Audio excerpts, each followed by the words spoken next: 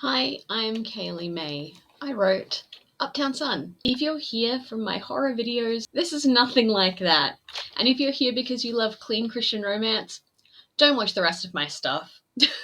Uptown Sun is a book that I wrote. It's out on Amazon, and I thought I'd just read a chapter. I'm going to read a chapter and sort of upload it uh, each week.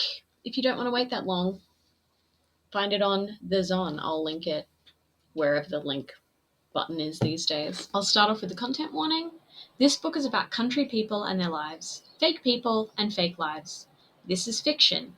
It contains characters who are about to be born into this world and those who are on their way out. While Uptown Sun is a romantic slice of life novel, it would be a disservice to the reader if it started, continued, and finished all at the same spot.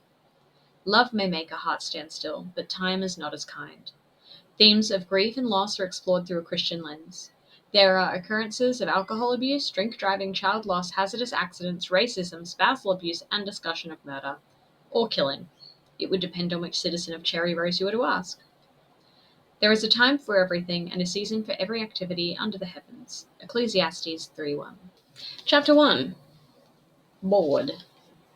A single breadcrumb escaped the frenzy of ducks and lazily sank to the bottom of the pond in the Cherry Rose Botanic Gardens. Natalie sighed and folded up the bread bag.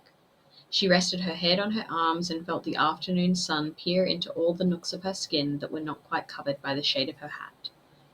The slow whispers of a warm wind were juxtaposed with frantic quacking from the pond and the buzzing of dragonfly wings. Cherry Rose was a beautiful town, but Natalie found the most comfort in the monotony of its Sunday afternoons. She breathed in deeply.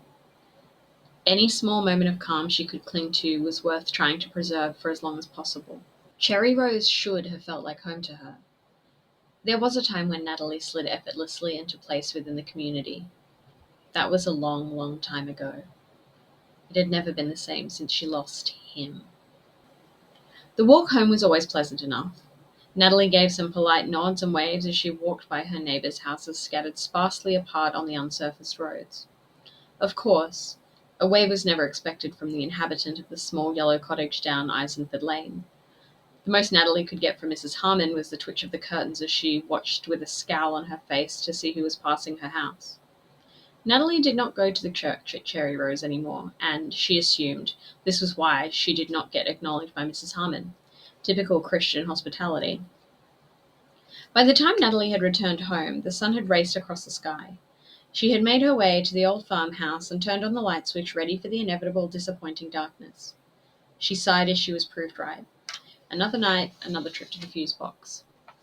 After resolving the issue, she stood by the microwave waiting for her frozen dinner to heat up as she pushed some of the tacky wooden paneling back on the wall.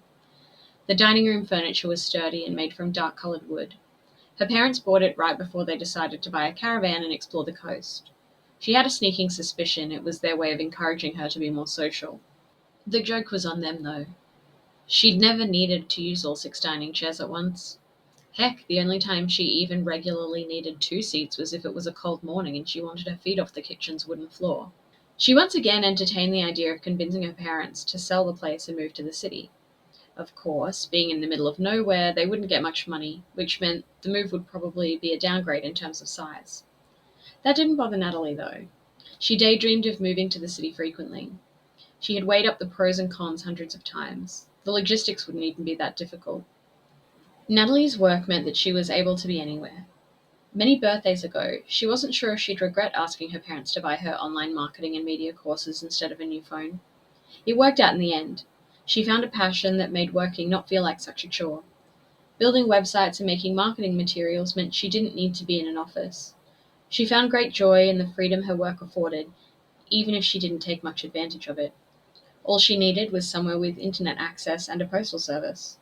Companies she worked with sent her products to photograph, and sometimes, better yet, they'd give her free stuff that didn't need to be photographed. That was probably her favorite perk. As she tucked into the frozen nonsense that could loosely be interpreted as dinner, Natalie looked out the fly-screened window into the dark void of the moonlit gardens. She wondered if city life would be like TV. She tried to picture herself sipping champagne and gazing out the window at the shimmering lights of a skyline from a penthouse on the 40th floor of an apartment building.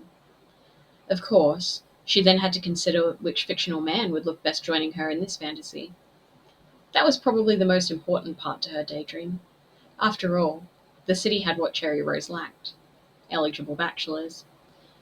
Not that she would have taken up the offer of a date if one of these hypothetical bachelors magically appeared on her doorstep and asked her out. Dating just stopped feeling right after the accident. It felt safe to fantasize about pretend city men holding her hand and telling her how beautiful she looked in the moonlight. It was the only way Natalie could feel a little less lonely without the rising guilt of feeling like she was replacing him. She kicked off her boots and slid into the cool sheets of her large iron-framed bed. The moon lit up the room as she stared at the ceiling. She was good at her job. She had food, she had shelter. She had the base of Maslow's hierarchy of needs totally covered. Yet she felt like she was simply floating aimlessly in the darkness of the night. Natalie felt somewhat guilty for having all these things and still wanting more. She knew she should be thankful, but so what? How?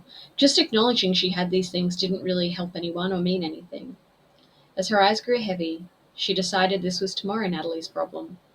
With the help of her imagination, she took herself back to the high-rise view over the city, clinking champagne glasses with a handsome, yet safely imaginary man.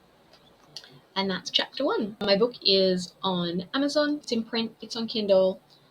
I spent 3.5 years on it. Be nice to me, please. Thank you.